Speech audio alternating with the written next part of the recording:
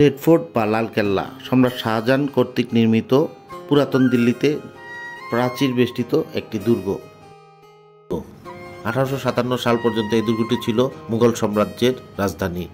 এরপর ব্রিটিশ ভারতীয় সরকার মুঘল সম্রাট দ্বিতীয় বাহাদুর শাহকে নির্বাসিত করলে ভারতের রাজধানী কলকাতায় স্থানান্তরিত করা হয়। 2007 সালে লালকেল্লা ইউনেস্কো বিশ্ব ঐতিহ্যবাহী স্থান হিসাবে নির্বাচিত হয়। কেল্লাটির নির্মাণ কাজ শুরু হয় 1638 খ্রিস্টাব্দে এবং নির্মাণ কাজ শেষ হয় 1848 সালে। 1947 সাল পর্যন্ত ব্রিটিশরা এই দুর্গটিকে একটি সামরিক ক্যাম্প হিসাবে ব্যবহার করত। বর্তমানে এটি একটি জনপ্রিয় পর্যটন কেন্দ্র ও ভারতীয় প্রজাতন্ত্রের সার্বভৌমত্বের একটি শক্তিশালী প্রতীক। প্রতি বছর ভারতীয় স্বাধীনতা দিবস উপলক্ষে ভারতের প্রধানমন্ত্রী লালকেল্লার লাহোরি গেট সংলগ্ন একটি স্থানে জাতীয় পতাকা উত্তোলন করেন।